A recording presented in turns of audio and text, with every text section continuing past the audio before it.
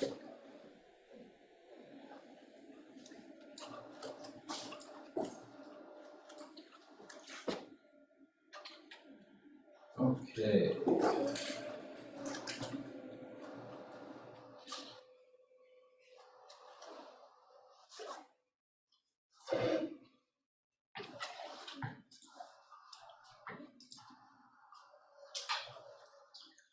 Okay, well, thanks for coming. Thanks for having me back again. Today we're gonna talk everything about TVs.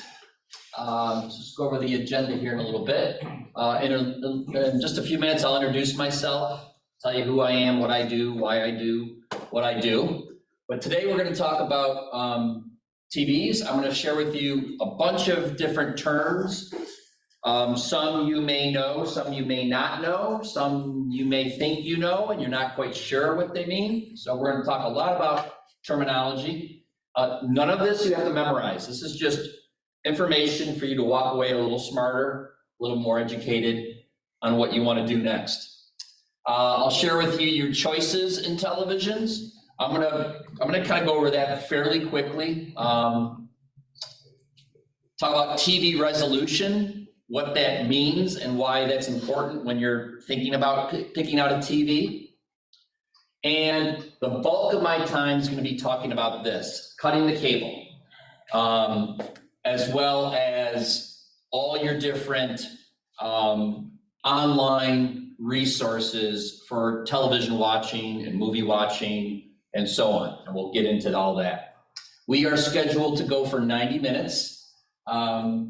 It will go very quickly, it always does. If you can't stay that long, I won't be offended if you have to get up and leave. If you can't sit that long and you have to walk around, that's perfectly fine, that's not a problem. I'm gonna try to hold the questions to the end, but if you have a quick question in between, just raise your hand and I can get to it. I've got several videos I'm gonna share with you. All very, very short. Most of today is me just sharing information with you, doing a few demos, and more just kind of open discussion. My name is Daniel Jones, and I am an independent teacher. I specifically focus on teaching older adults technology. How to use your smart TV, how to use Facebook and Instagram and Gmail and your iPhone and your Android and your iPad and your Windows 11. All of this I teach. I've been in business, July of this year was 11 years in business. And in that time, I'm up to 8,380 people or so that I've taught in that time period. I do private in-home instruction for people who want to hire me to come to their home and work with them individually on whatever they need help with. I also do seminars like this all over Monroe County and upstate New York at various libraries, senior centers, senior communities, YMCAs. And the last thing I'll say is my youngest student to date is 52. My oldest student, Claire Brown, is 106. So whenever I hear somebody tell me they're too old to learn something, I always say, unless they're 107, I don't want to hear it, because Claire's got you beat. So let's talk a little bit about fear. This is the single biggest barrier I run into when it comes to teaching. Fear of the technology, fear that I'm too old to learn, fear that I'm going to look stupid if I don't know what I'm doing. Fear that if I get on the internet, I'm going to lose my identity. Fear if I do my banking online, I'm going to lose all my money. And those fears are legitimate, but part of my goal as a teacher is to help you overcome those fears with knowledge. So you walk away smarter, a little less fearful, and then you start to actually enjoy technology. And my favorite quote of all time, I show it on every single seminar: fear is the mortal enemy of creativity, innovation, and happiness. There's lots of things that hold us back in life, and I have learned that fear, in my experience, is the number one. Because I have worked with lots of people who just got an iPad for Mother's Day or for Christmas, and it's sitting in a box because they're scared about how to learn how to use it. So that's where I come in. All right, let's get into it. So let's talk about some different terms, and we're going to talk about a lot of different terms. The one question I get asked most is, what is streaming? What is streaming? What does streaming mean? Streaming is a method of transmitting and receiving data in real time, especially video and audio material, over the internet as a steady, continuous flow, allowing playback to proceed while subsequent data is being received. To stream a movie, to stream a video, refers to this process. So the analogy that I use, and this is why it's called streaming, is think of it as a stream, a creek, a river. A creek and a river is a continuous flow of water. It starts at some point and it ends at another point. And in between, the water's flowing. It's the same concept with streaming a video or streaming music. You have to be connected to the internet in order to stream a video or audio. So it's a constant flow of data from YouTube's computers to my computer on my phone. So I'm watching a YouTube video on my phone, I'm connected to the internet, I am streaming that data through the internet onto my phone. I must be connected to the internet in order to stream. The speed and the quality of your streaming depends on a few things. One is your internet connection. So what kind of internet service do you have? Do you have Frontier? Do you have Spectrum? Do you have Greenlight? Depending on which one of those you have and which speed you purchase from them, the streaming of that video content is going to be different. In some cases, it's going to be slower. In some cases, it's going to be faster or be kind of what's called buffering, which I'll talk about in a little bit. So the type of internet connection you have, the strength of your Wi-Fi signal. Okay, so in this library, there's Wi-Fi that you can connect to, and there's wireless routers all over this library. Usually they're kind of tucked under the ceiling. And the further you are away from that Wi-Fi signal, the more that video is going to buffer or skip or delay. So the strength of your Wi-Fi signal, the speed of your internet connection, and then the processor that's in your device. So if I have an old laptop that's 12 years old, if I'm watching a video on my laptop, how that processes the video is going to be slower on a 15-year-old computer as opposed to a brand new computer. So the processing speed, or I'm sorry, the processor, your internet connection, and the strength of your Wi-Fi signal all come into play when it comes to streaming. Any question around streaming? Streaming requires an internet connection the entire time. The most popular streaming service out there by far is YouTube. We've all watched YouTube videos. YouTube is the largest online source of videos. There are billions and billions of videos on YouTube. Other streaming services that are very popular, Netflix, Prime Video, Hulu, and I'm going to be talking about all of these in a little bit more. What comes hand in hand with streaming is the term buffering. In streaming audio or video from the internet, buffering refers to downloading a certain amount of data before starting to play the music or the movie. Even a live broadcast would have a few seconds delay built in. So lots of times when you're watching, I'll use the news, and there's a correspondent in Libya, okay? And they're interviewing that correspondent live, and the correspondent and it's buffering because it can't load that data fast enough. not usually to your television, but to the, let's say ABC News. You're watching ABC Nightly News and they're interviewing a reporter in Libya. That's buffering, that delay. It's loading a certain amount of data, but it can't load all of the data fast enough, or maybe the connection isn't strong enough. So you get this spinning wheel lots of times.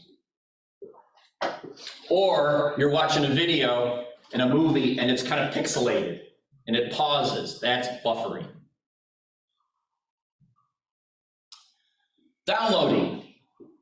Unlike streaming, downloading is the process in which the end user obtains the entire digital file for the content before watching or listening to it.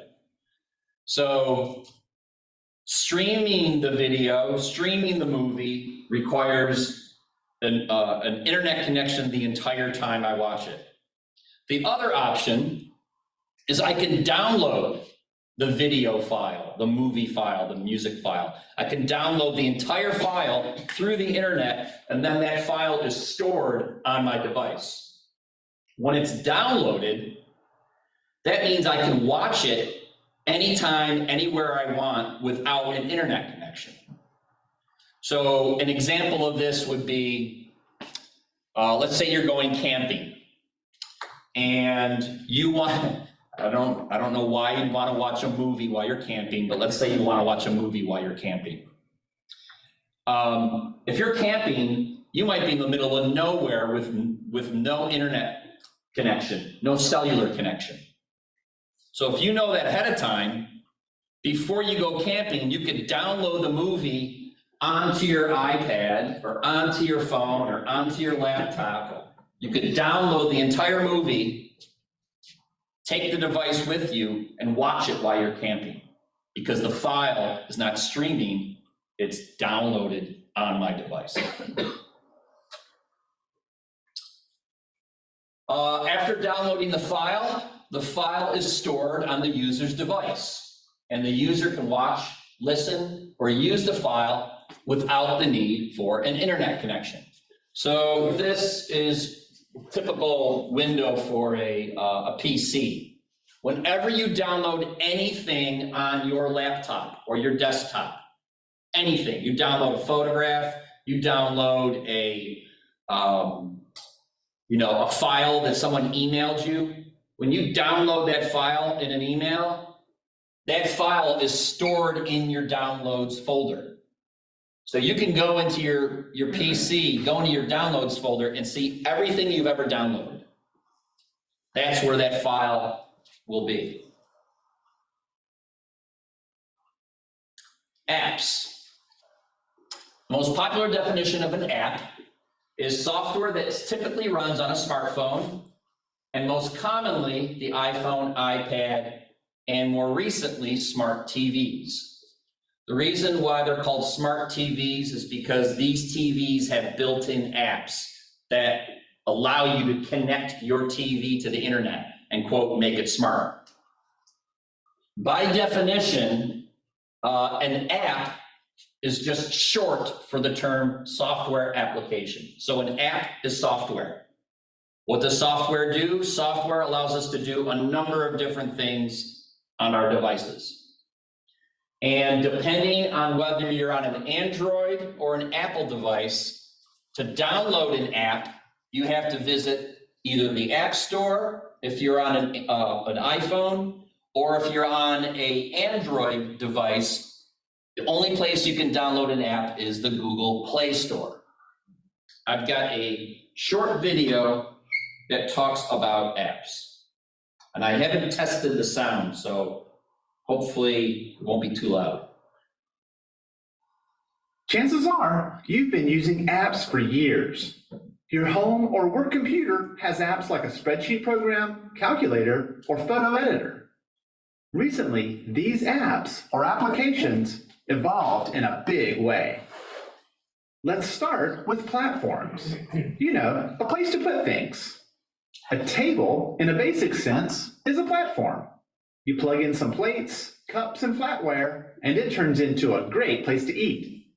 Computers work the same way. They create platforms for software applications. A spreadsheet and an accounting app can turn a computer into a business tool. Music and video apps can make a computer a studio. For most of their history, apps have seemed big and expensive. We often bought them at a store and loaded them onto a computer with a disk. And most of these apps didn't connect to the internet. Recently, platforms changed in big ways. Our mobile phones and tablets became useful platforms just like our computers, and this enabled a different kind of app. Instead of big, expensive programs, many apps became smaller and cheaper. Instead of coming in a box or taking hours to download, they could be purchased or downloaded for free from the internet with a click, even on the go. This made apps collectible. For little investment, we could collect apps on our devices that reflect our needs and interests. One person's collection may focus on gaming, another business, or both. Now, apps may wake you up in the morning, give you a snapshot of the news, play the music you like, help you get to the airport, check you in, and help you read your new book, all from the palm of your hand. To support all these new apps, we need online marketplaces that make them easy to purchase and download. This way, small teams and large organizations have a way to market, give away, or sell thousands of new apps. And these new apps have another advantage. Many are built to work with the internet. This means they can back up your work, play your music, or connect you with friends wherever you are without opening a web browser. But it's not just phones and tablets. Computers, browsers, social networks, and gaming systems have all become platforms for a new generation of apps. So apps aren't really new. What have changed are platforms and marketplaces that make them easy to purchase and collect for whatever you need to do. And apps are now part of television now. A smart TV uses either a wired Ethernet connection or built-in Wi-Fi to connect a home network for internet access, whereas a normal TV cannot. Most newer TVs will have built-in Wi-Fi built into the TV, but make sure if you're out to purchase a new TV and you're interested in that you make sure you ask about that. A smart TV may also have the ability to run apps that come built into the TV. So I have worked with a lot of people who have new TVs. They have a smart TV, but they've never used the smart end of the TV. All the different built-in apps that come with your TV, as well as apps that you can purchase or download for free on your TV. So for this example, there's built-in apps on this TV for Netflix and Facebook and Hulu and YouTube TV and so on. But just because I have the Netflix app on my TV doesn't mean I get Netflix for free. I just get the app.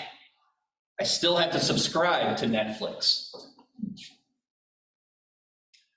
Another term is HDMI. Stands for High Definition Multimedia Interface. And HDMI is a digital interface for transmitting both audio and video data in a single cable. So an example of this is my iPad right here. So my iPad is plugged into one of these cables, an HDMI cable, which is plugged into this wall, which is connected to that projector. Without that HDMI cable, in this particular case, I wouldn't be able to connect to it. And with an iPad or an iPhone, as well as the cable, you need an adapter that plugs into your iPad or your iPhone or your Android device as well. You'll need some type of additional adapter. And because I have this HDMI cable, I can plug in DVD players, Blu-ray players, my laptop, my iPad, my iPhone, and everything that's on my iPad is on my screen. So it becomes a giant monitor in essence. And sometimes I forget and I'll tap on it and I think that I'm opening up an app or something. I do that.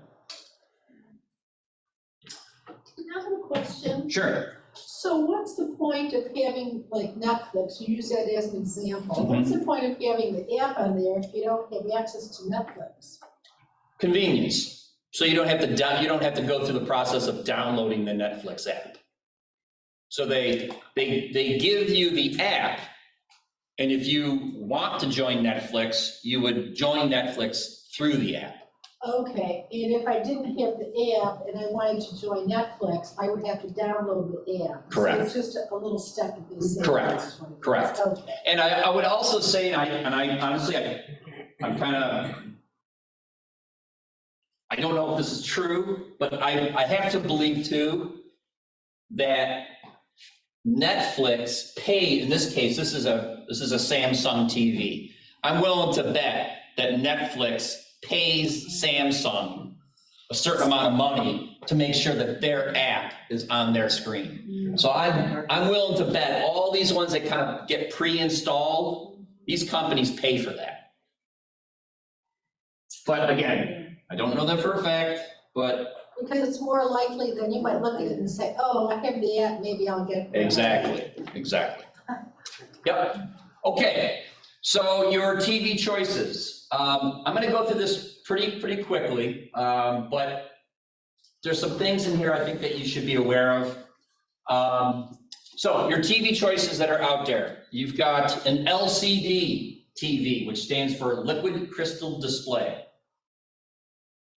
LCD are thin displays normally used in laptop computers and TV screens. My laptop that I have, I've got a PC Lenovo laptop. It's got an LCD screen. Most are going to be LCD screens. LCD crystals do not produce their own light, so there's an external light source, like a fluorescent bulb in the back of the TV, needed to create the image. LCD televisions are thinner and lighter than the big tube TVs that I don't think probably anybody has anymore, and they definitely don't sell them anymore. So there's LCD TVs, there is LED TVs, light emitting diodes, and to confuse you more, an LED TV is a type of LCD TV. The difference between these two, let's see, what is the?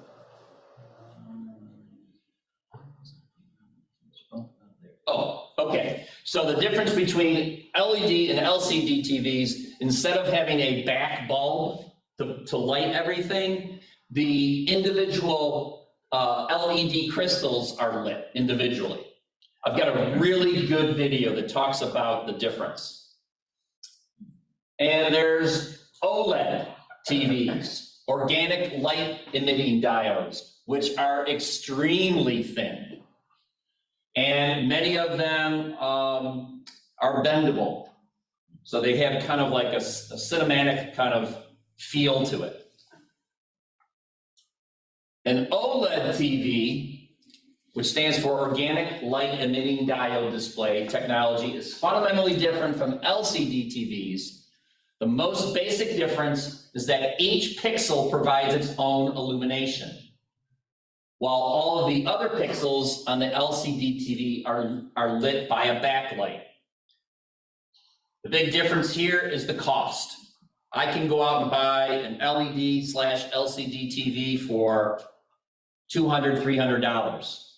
OLED TVs, and actually this price is starting to come down. You know, maybe it starts at $800 and can go up to much more, thousands of dollars.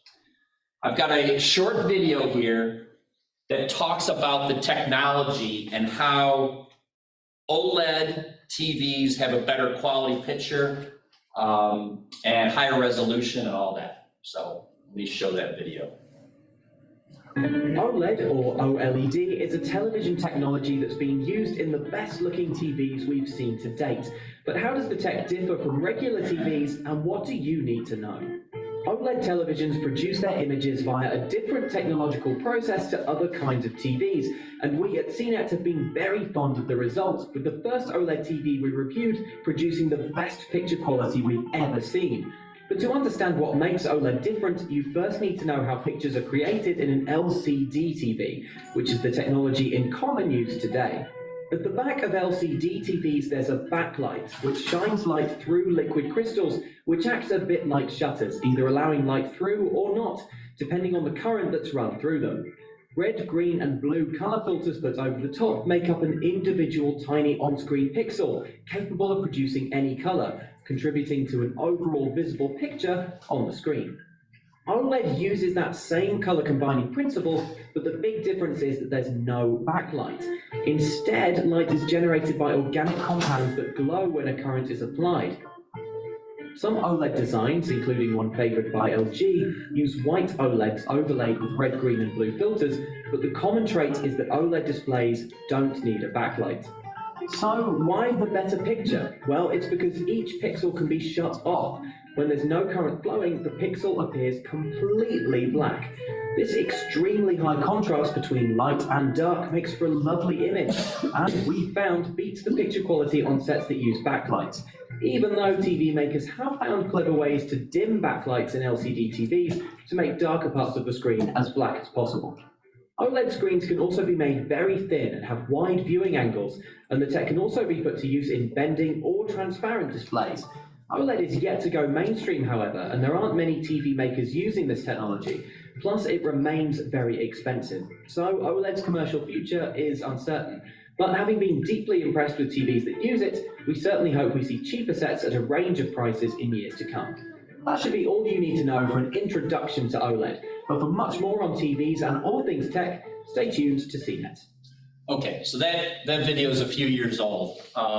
OLED is out there. There's lots of TVs. Every manufacturer makes OLED now, and the prices are dropping. So like all technology, it's expensive when it first comes out, and as time goes on, competition ramps up, and it becomes less expensive. I would say one of the big difference in terms of viewing an OLED TV versus a traditional LCD is the viewing angle. When lots of times if you're watching an LCD TV, depending on where you're sitting and where you're looking from, the color might kind of fade or kind of move a little bit in terms of its quality. But OLED doesn't work that way. So you can watch it on an angle or at a different height or different height or different angle, and the quality is still going to be just as good. I personally have an old dumb TV. I have about a 20-year-old TV. And you would think the tech guy would have the latest and greatest. But I don't watch a lot of TV, and I don't have cable. I never have had cable. And I'm going to tell you how I am able to do Netflix and all that stuff on my old dumb TV. And I'll explain that in a little bit. LCD, LED, OLED, and now there's QLED, quantum dot LED TV. Basically, higher quality, higher resolution, much more expensive. This was an extreme case here. LG, the company LG, this is from 2021, September 21. LG launched a 325-inch television that cost $1.7 million. And there's an idea of kind of its scale here. So if you're in the market for a wall-size TV, you can get one for a mere $1.7 million. More money than brains. So, in conclusion, when it comes to TVs, in the end, your choices will boil down to OLED, LED/LCD TVs. If you can afford a high-end TV, I recommend an OLED. Is anyone currently in the market of thinking about buying a TV before the end of the year or anything like that? Okay. So the prices around holidays are going to drop down. So you're going to be able to get a high-quality OLED TV for, again, depending on how big your room is and how big the TV is that you want. OLED is the future, and it's only going to get less expensive.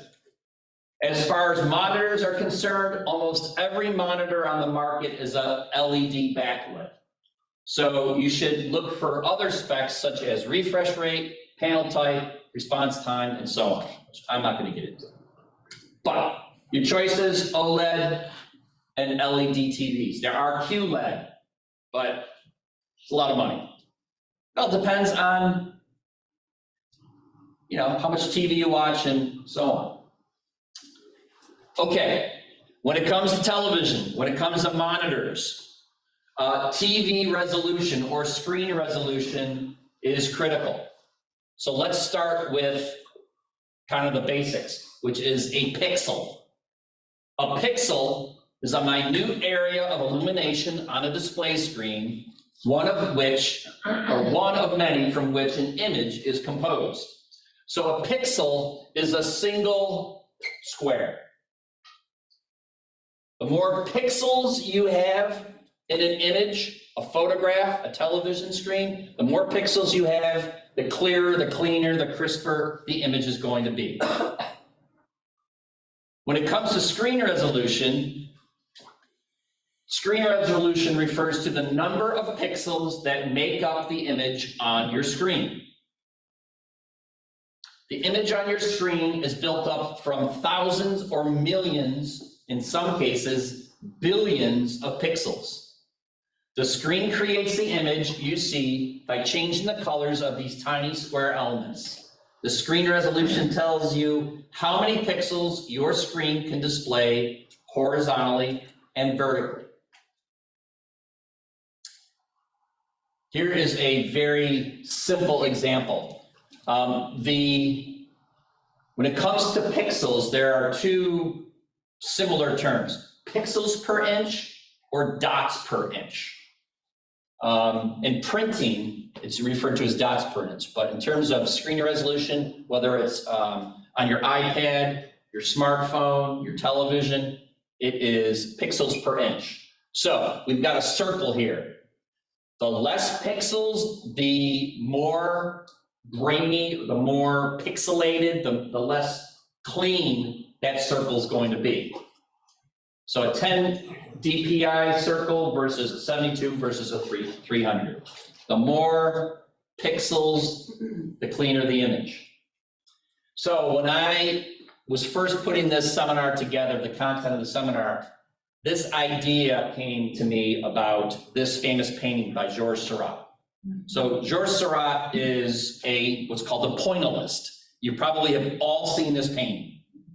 A pointillist uses tiny dots of color, of paint, to create an image. So if I zoom in on the monkey here at this woman's feet, and I zoom in on that, and zoom in closer and closer, I get to see these individual little dots of color. It's the same kind of concept. The more dots per inch, the more pixels there are, the cleaner, the crisper the image.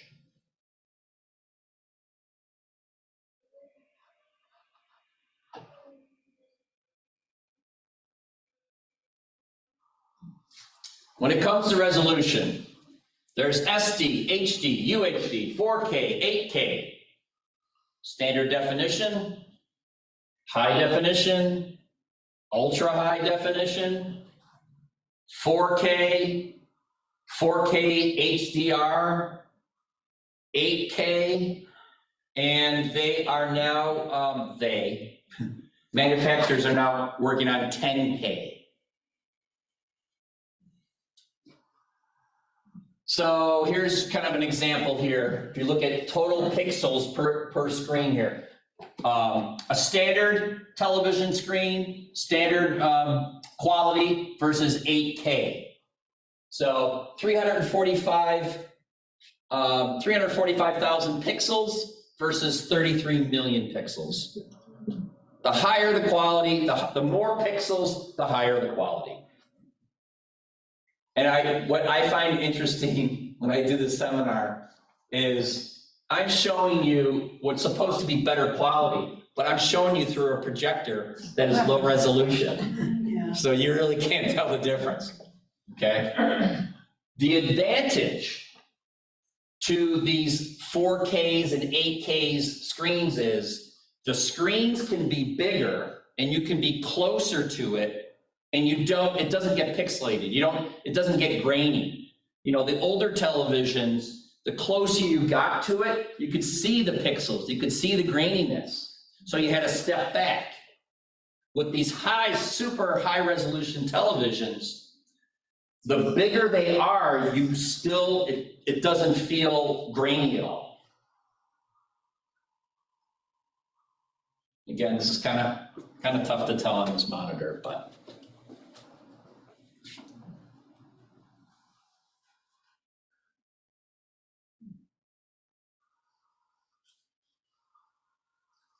A TV's resolution defines how many pixels there are. If you watch TV from a far distance, you may not notice the difference either between a 1080p and a 4K TV and 4K and 8K. But those differences are easier to see if you sit up close. But still, it's not gonna hurt your eyes like it used to. If you're buying a new TV in 2022, chances are that you'll be getting a 4K model. My tip is with everything is buy the best you can afford. And it really comes down to how much you enjoy TV and how much TV you watch. The reason I don't have an 8K television is because I don't need it. I don't watch a lot of television. I have a very small house, so a big 8K TV doesn't fit my needs. But for other people, you might want that. It all depends on the individual. And this is true here.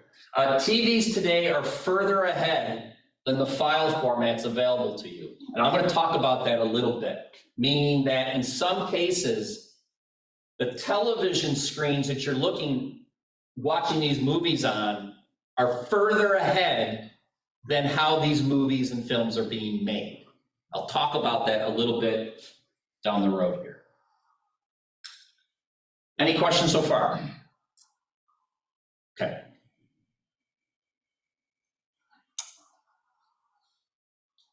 Let's talk about your expanding options for television. And we'll state the obvious ones. Cable TV. Companies such as Comcast, Charter, AT&T charge you monthly fees ranging from the occasional promotional rates as low as $30 to more than $100. So I do not have cable TV. I have an old, probably 20-year-old TV. It's an LED, LCD TV. It's about that thick. And it has rabbit ears. Okay, so on my TV, I pick up all the local television, all the CBS, NBC, the 4 different PBS channels and so on. That's all I want and need. Well, to some extent. So for me, I've never had cable. But here is where there's a catch. Lots of people are leaving Spectrum cable TV to cut the cord. They're like, I don't want to pay Spectrum for cable TV because I don't want 500 channels. I just want X amount of channels. I don't watch a lot of TV. I don't want to have to pay for that. So what's happening is a lot of people are leaving Spectrum cable television, but Spectrum also provides you the internet service in your home. So what's happening is people are leaving Spectrum cable TV, so Spectrum hikes up the internet cost to compensate for the loss of revenue. Because they control both the cable TV and the internet in some cases. Satellite TV, companies such as DirecTV and Dish provide TV services through these two networks. I would say that satellite TV is going to be like completely gone within probably 10 years. That's just my prediction. Less and less people are using it, and because of the internet and because of streaming services, they really can't compete. If you want to cut the cable, here are, according to CNET, the best live TV streaming services if you want to cut the cord. Let me pause here and talk a little bit about CNET. CNET, in my opinion, is an excellent resource. CNET.com is a great resource if you're looking to purchase devices, whether it's a new TV or laptop or tablet or whatever kind of device you're going to purchase. CNET reviews, I think, are excellent. The people who run the tests and run the reviews, I think, do a really good job. So the next list you're going to see is coming from CNET. So there are different categories when it comes to streaming. So the first category we'll talk about is online live TV. Services such as Sling TV, Hulu Live TV, YouTube TV compete directly with cable by offering live channels online for a monthly fee, anywhere from $20 to $40 to $75. There's so much competition now. And there are limitations between all of these, but it really comes down to what you can afford and what it is that you want to watch. So if we kind of do a side-by-side comparison of these top 5 ones, Sling TV is the best for streaming for inexpensive price, $35 a month. YouTube TV, best for high-end streaming. So the quality of the video files, the video that you're watching is going to be a higher end quality. Hulu TV is best for on-demand. Fubo TV is great if you're a big sports fan. Fubo TV is primarily all sports, any kind of sport. And AT&T TV, best for if you want a lot of channels, and you can see the price range here. So I'm going to pick one of these out and kind of talk about it a little bit. So let's talk about YouTube TV, because they're growing, I would say, quite rapidly here. So with YouTube TV, if I compare it to Hulu Live TV and traditional services, and this is live television, okay? So you really can't, oh, sorry. You probably can't read this text. There's no annual contract. I can shut down my account after 30 days. It's not a big deal. It includes the NFL, NBA, and Major League Baseball networks. There's a caveat though. Just because I get these networks doesn't mean I get to watch any baseball game that I want or any football game that I want. What it means is I can watch the football game that is going to be shown in my region. But I can pay more. I can pay more and get the NFL network package, and I don't know how much it is. I'll make it up. Let's say it's $25 a month. With the NFL package, then I can pick and choose which games I want to use, but it's an additional fee. YouTube TV it's one of the few packages that includes PBS, Comedy Central, and others.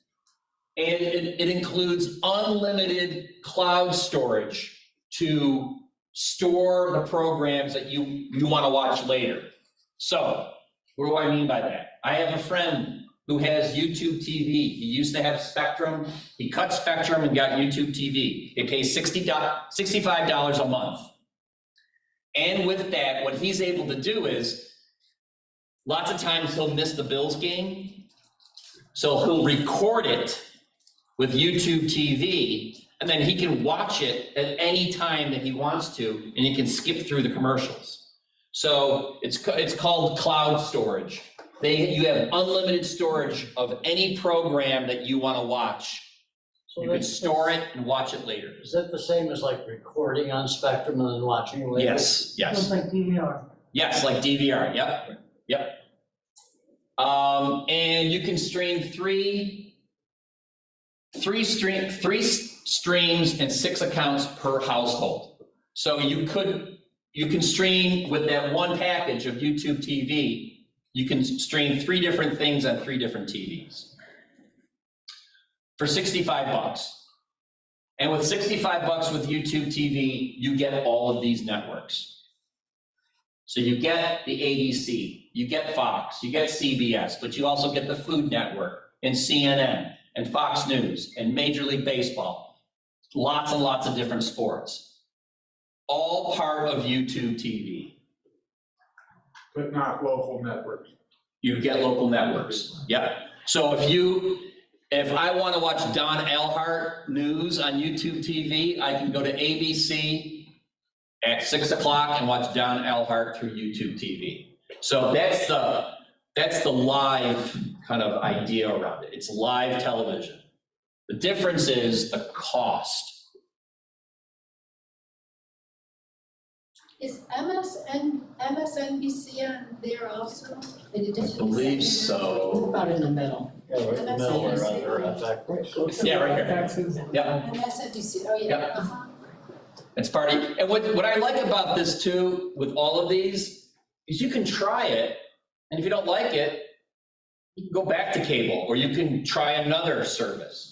All of these services allow you to try for, 7 days or 14 days or 30 days. It depends on the service. Do you need a smart TV for this? You do not need a smart TV, but you do need a device that can make your TV smart, which I'll talk about. Yeah, which I'll talk about. So here's an example of how I used YouTube TV. I think it was last year. There was a Bills game last year, I don't remember which game, and they weren't showing it in Rochester. And I was furious. But it was available on YouTube TV. So I signed up for YouTube TV for 7 days for free, just so I could watch the Bills game. And then after 5 days, I canceled my subscription, and I didn't owe anything. How do So you know what's on these things though? I mean, it shows all those channels, but I don't know what to watch if I don't have some sort of guide. Well, there would be a guide built into the TV itself. So you would see a list of the channels, kind of like you do with Spectrum. Okay. And it shows you the schedule of, Oh, okay. Yep. Okay, so that's live TV streaming. Then there's subscription streaming. Netflix, Amazon Prime, Hulu, and other smaller players charge a subscription fee, usually $8 to $14 a month, for unlimited viewing of all their TV content and movies. Shows are delivered over the internet, so you can watch on your computer, smart TV, or mobile device. So your top subscription streaming movie services: Netflix, Amazon Prime Video, Hulu, and Apple TV Plus. And with all of these streaming services, you can watch them on multiple devices. So I can watch Netflix on my iPhone. I can watch a movie on Netflix on my iPhone if I wanted to. Not that I would want to because it's so small, but I watch plenty of movies and shows on my iPad. So, how to choose which TV streaming service is best for you. Let's kind of compare. Again, this is all through CNET, but I would agree with their judgment here. So out of a score of 10, Hulu gets an 8. Low monthly fee for the base plan, some of Hulu has fewer original programming like Netflix and Amazon. And what do I mean by original programming? So what has happened in the last several years is that Netflix and Amazon are creating their own television programs. They are directly competing with network TV. So Hulu has fewer of that, but what's starting to happen is the competition is getting out of control. There's so much choice out there. Netflix has a very strong recommendation engine, which means when you watch a movie on Netflix, and I watch 5 or 6 movies on Netflix, Netflix keeps track of what I watch.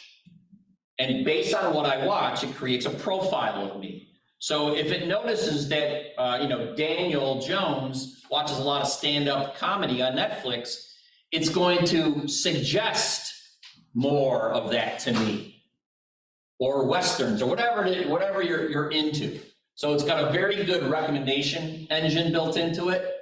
I think the cost is relatively inexpensive. It's actually $16.73 now. Okay, yeah, it's gone up. Yeah, in fact, let's talk about it. So this chart is old. So I pay the basic rate. I pay $9 a month for basic Netflix because I have a 20-year-old TV. There's no point in me paying for premium because I'm not gonna see the quality and the benefit of premium. If I had a brand new OLED TV, I'd make sure that I got premium for a better quality picture. Amazon Prime Video directly competes with Netflix. They all compete with one another, but I would say Prime Video is probably the biggest competitor. What's nice about Prime Video is that if you have an Amazon Prime subscription, it comes with it. There's a wide variety of movies and shows, and this is where it starts to get complicated. Is Netflix has its own library of movies. Amazon has its own library of movies. Hulu has its own library. So they have all individual libraries. So if you like Tom Hanks movies, on Netflix, you're not gonna find a lot of Tom Hanks movies. You might find 3. I go to Amazon Prime, I might see 20 Tom Hanks movies because Amazon Prime owns, I wouldn't say owns the rights to that, but they have that in their library.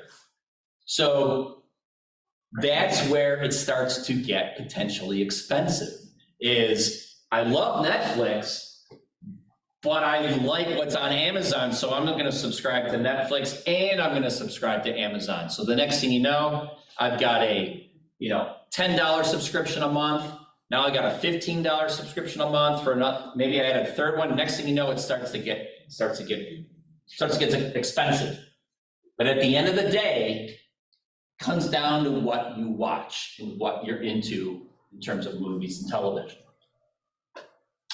Disney Plus. The problem is, it's so unfair because maybe you want to watch something on Netflix, maybe you want to watch something on Amazon, maybe you want to watch something on Hulu, but you don't want to buy all 3 of them. So it's so screwy. It's so screwy. That's the way it is. Yeah, I mean, there's not one company that controls all of that. Right. And it's so complicated, and it's expensive, and it's just unfair to the viewer, it seems to me. So pick up a book. Yeah, I mean, but again, to me, it comes down to, it really comes down to the individual. I only have Netflix. I don't watch enough, but what I see on Netflix is enough for me to watch something on TV. Yeah, until you see an advertisement for Hulu that has some great movie, you go, Right. oh man, I wanna see that. Oh no, but you don't have Hulu, so you can't see it. Right. I mean, it's ridiculous. Well, it's like any business though. I mean, they provide certain services. If you want that service, you gotta pay for that service. But the beauty is, you can sign up for Hulu for a month. Yeah. So if you really wanna watch, what did I watch? Steve Martin and Martin Short. Oh, that mystery thing? Yeah, I forgot, Murders in the Building. Murders in the Building, okay. It was only available on Hulu. I love Martin Short, love Steve Martin. So I signed up for Hulu for a month and watched every episode. And then I'm done with Hulu. So You just discontinue. I just discontinue. I just cancel my subscription. But if something else comes out, and I look at it too is, it's $15. That's not a lot of money for a month, and I can watch whatever I want to watch within that month. Where they kind of get you is that most people don't end their subscription after 30 days. It just automatically renews. But you can play it. You can play it to your advantage, but it's complicated, it's confusing. I mean, it's all those things. And I'll say too, on that Amazon Prime thing too, I was so happy, oh good, I get to watch all these movies. Every movie I found that I wanted to watch cost extra money to watch it. Oh, my Yeah. God. So you bring up a very good point. Yeah. So there's with your Amazon Prime account that you have with Amazon that gives you video and music, it's limited. You can't watch everything in the library. So there's different packages. There's different. It's how they make money. Disney Plus. Come on. Peacock, which is from NBC. Here's a good example of different packages. And this is where Netflix is heading. They're testing this concept in South America and Brazil, I believe. So right now with Netflix, you pay one price and you can watch anything you want ad-free within Netflix library. With Peacock, there's a free version, but with the free version, it's limited to what you can watch. There's ads. Then there's a $4.99 a month version. Gives you more access, less commercials, and then there's $10 a month. Ad-free, full access to everything. Netflix is playing with this concept. HBO Max became very popular over the height of the pandemic. Because during the height of the pandemic, you couldn't go to the movie theater and you couldn't watch new movie releases. Well, studios were signing up with HBO Max to release brand new movies through HBO Max. So you didn't have to go to a movie theater. You could watch the brand new Marvel movie or the brand new George Clooney movie. You didn't have to go to the theater because you can't go, but if you subscribe to HBO Max, you can watch the brand new release. Little tidbit here. You all know Scarlett Johansson, the actress? Okay, so Scarlett Johansson is one of these Marvel characters. I don't know who she is, but she's a Marvel character. And her contract with Marvel Studios, part of her contract was she will get revenue from the movie theaters. So however many movie theaters show their movies, she makes a certain amount of money from that. Marvel added the movie to HBO Max, which was not part of her contract. So she sued Marvel and won because she's saying, no, wait, I'm supposed to get revenue by who watches this movie. And if you put it on this, more people are going to watch it, and I'm not getting paid for that. So she sued and won. But what's happening is movie theaters aren't as popular as they used to be because of the pandemic. People are staying home, and because of services like HBO Max, I don't have to go to the movie theater because the brand new movie that's getting released this weekend is also going to be released on HBO Max. Hulu, best for keeping up with current shows, starts at $6. Best for binging old TV shows, Netflix, $9. Best for streaming newer movies, $9, Prime Video. Best for Disney and Marvel movies, starts at $7 a month. Peacock, best for exploring a large free catalog. HBO Max, great for new releases and old movie hits.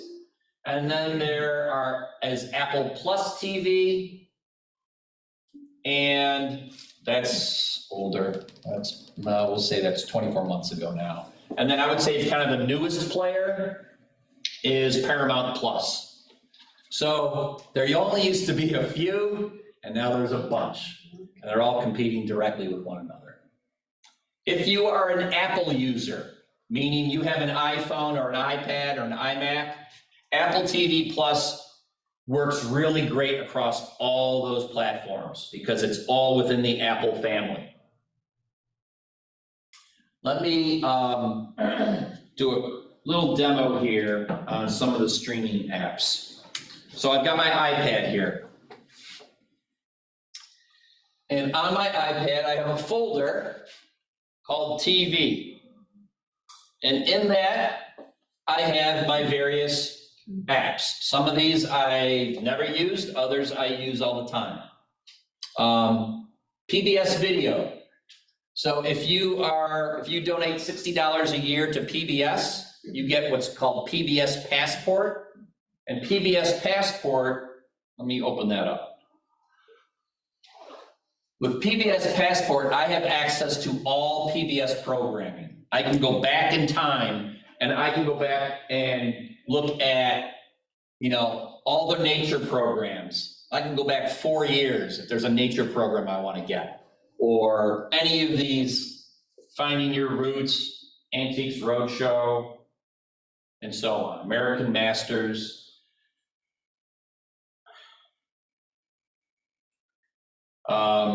Within the app itself, there are different sections within the app. So if I go to the home section, this is going to show me what they're currently kind of promoting on my local PBS WXXI at the very top there. So I can scroll through here and see if there's anything in particular that I'm looking for. So if I want to watch, if I missed last week's Independence Lens, I can tap on it. It may not play because I'm connected to a projector here, but let's try it. Okay. I simply hit the play button.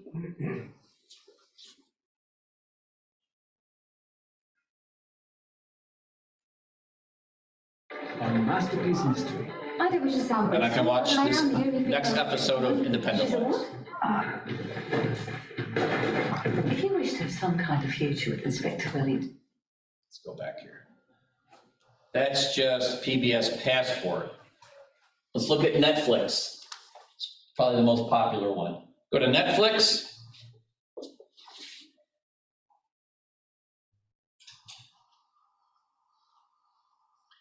It's going to show me what they're currently promoting on Netflix.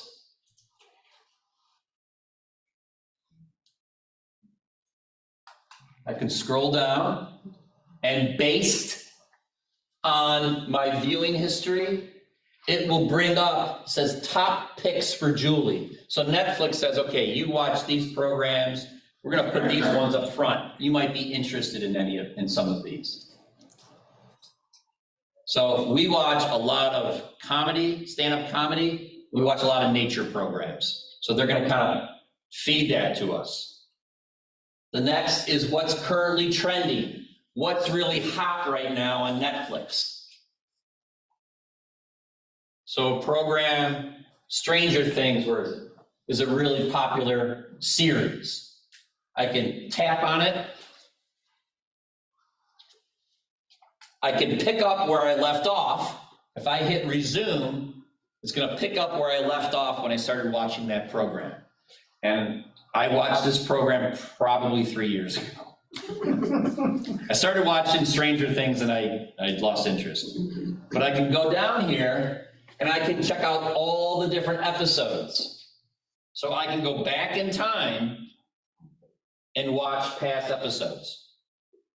I can also download I those. was just about to say, I can also download the episode, okay? So if I download it, the entire file moves to my iPad and I can watch it anytime, anywhere I want without an internet connection. What if you're on a smart TV that's not downloadable on a smart TV? Yeah, you're not gonna be able to, yeah. Okay. Yes, Does it take the place of a remote control? my iPad? Yeah. It's a touch.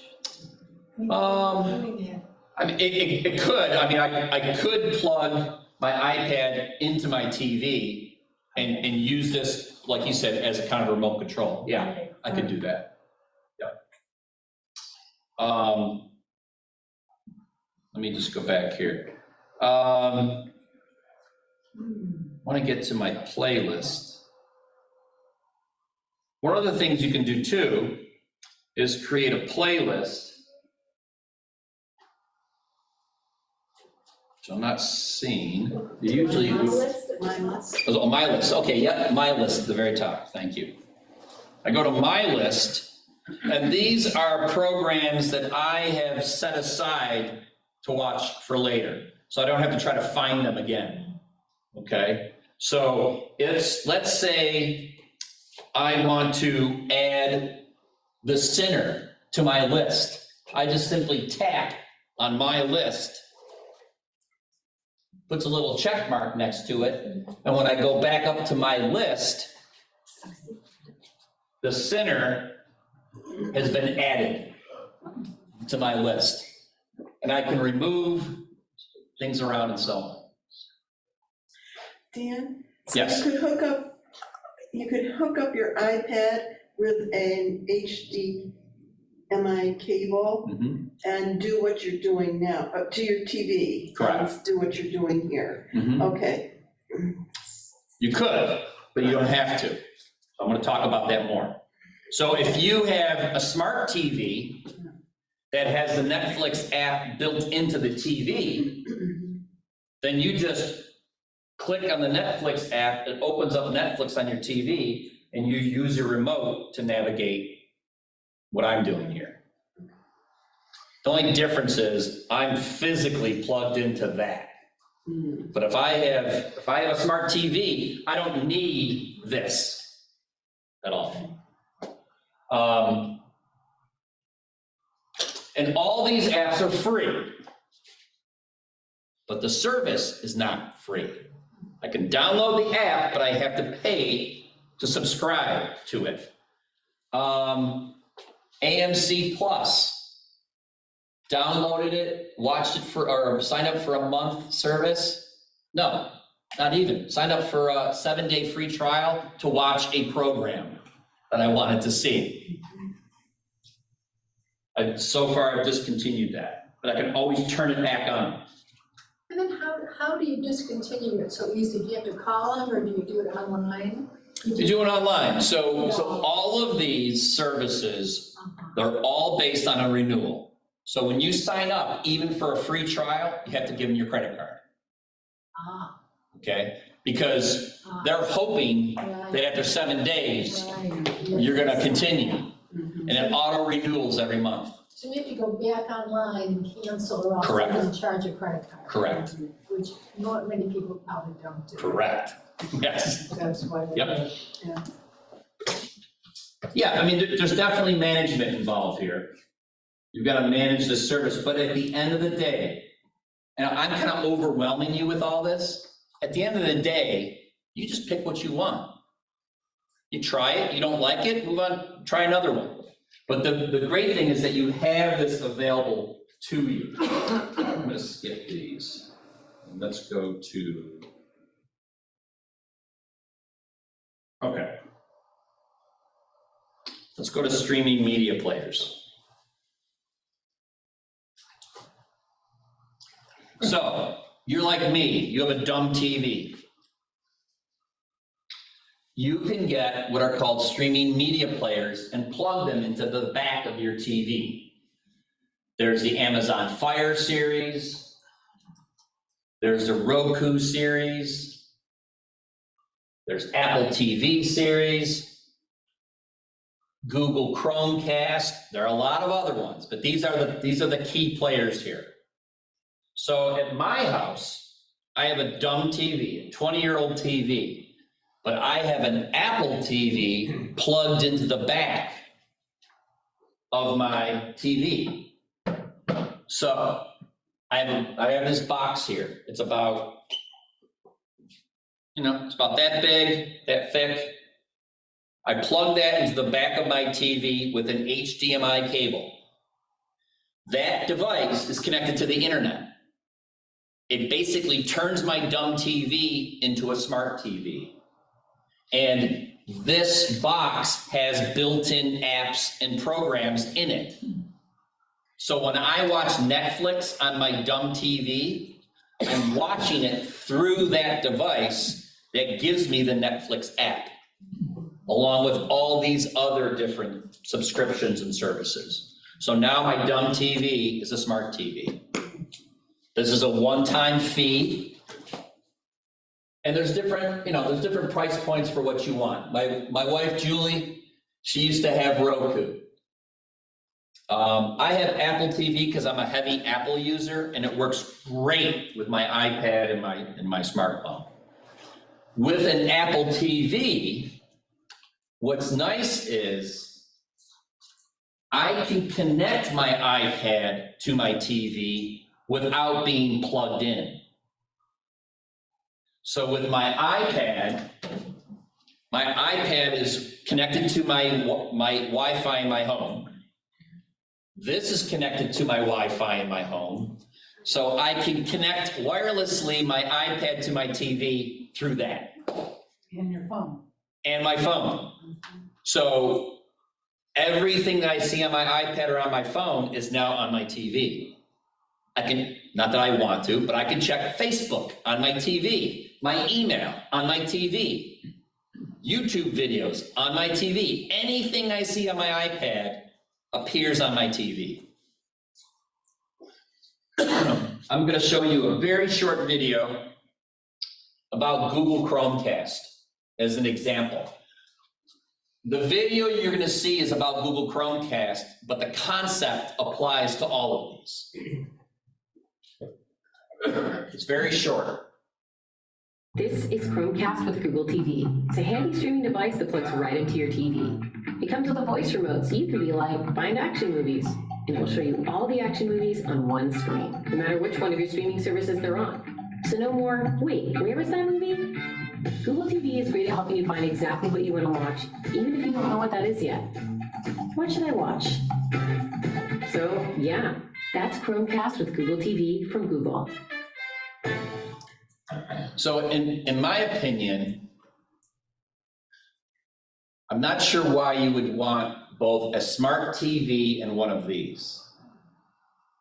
I guess maybe because Chromecast would offer more choices than your smart TV, your built-in smart TV would do. But okay, so I'm done.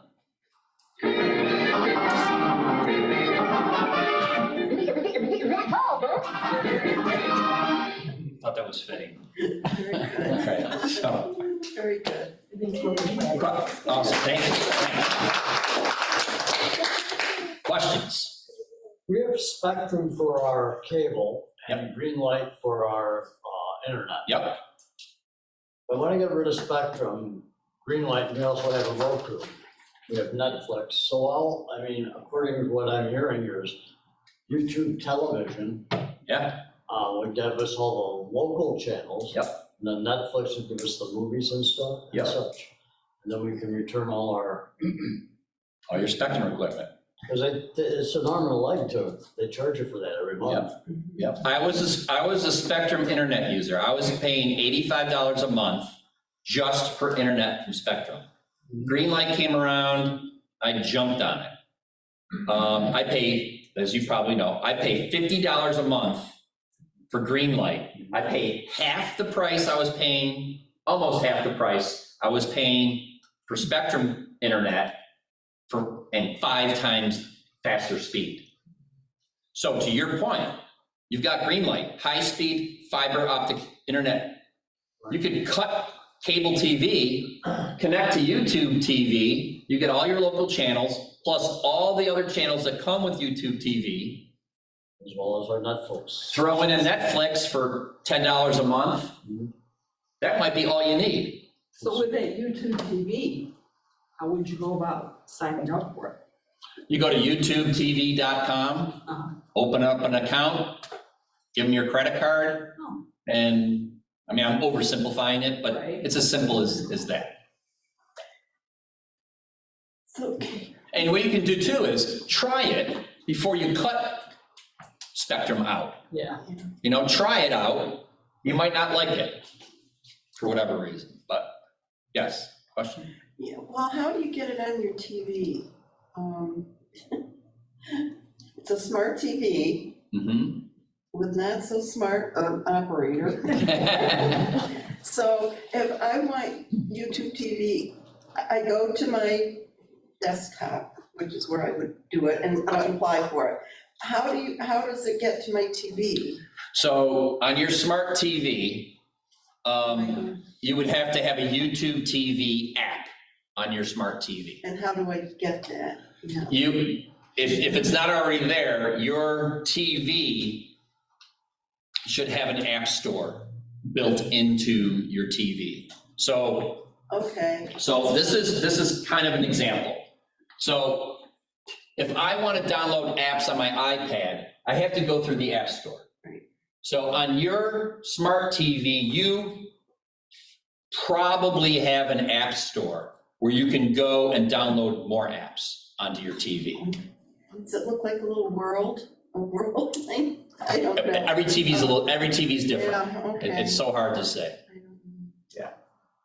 But you know, what you can do too is, I'm a big fan of Google, and I'm a huge fan of YouTube tutorials. Okay, I always tell people, go to YouTube if you want to learn something. Yeah. Now, there's a lot of crap out there, but if you say, you can watch a tutorial on how to use YouTube TV. Go to youtube.com, type in YouTube TV tutorial, and you can watch somebody showing you how it works, you know? Yes? If you're looking for CNET, what is, you type the C and then what's the next character before the net? CNET. Oh, just C. CNET, yeah, I didn't know if you had to do CNET.com. that simple. Oh, no, Yeah, that's okay. this is the logo. Oh, okay. This gentleman, what did you say you get Spectrum We have Spectrum for our cable television. for your cable, Yeah, right? and then we have And- Greenlight for our Greenlight for internet internet. service. For internet, Yes. and you were paying, so you're now paying separately for each of those. Yeah, actually, Spectrum's costing me about $156 a month. Right, and then what's Greenlight? 50. How much is Greenlight? Greenlight's $50 a month. 50. Right. So your question was, what was your question? So Take that rid of- currently I'm spending about $206 a month for internet and cable. Right, right. So if I discontinue my internet, I get YouTube, No, if you just continue your cable TV. I'm sorry, my cable, I discontinue my cable Right. and I get YouTube television Wow. for, I think it was like $65. Oh, And then I'll right. have $50 for my computer, internet service. Right. And then we also have Netflix. You probably, in essence, you probably save 50 to 60 bucks a month, I'm guessing, Right. something like that. And again, you can pull YouTube TV out. If it's not working, you know, try one of these other live TV streaming services. Yes? I signed up with Greenlight about 2.5 years ago. And they said that somebody on our street has a won't release a variance to run the lines, so I'm kind of blocked out. Oh, So any options that you would recommend? Move or shoot. I was about to say move, but no.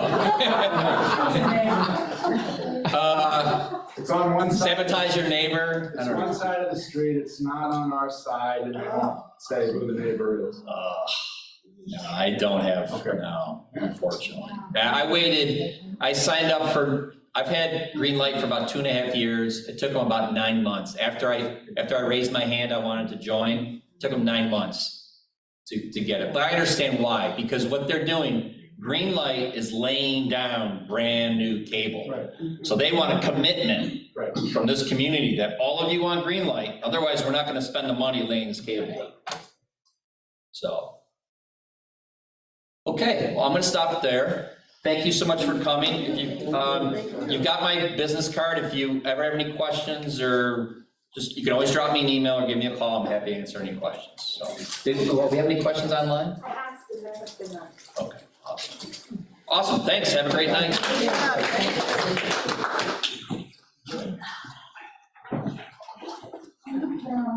I'm Kathy, you're.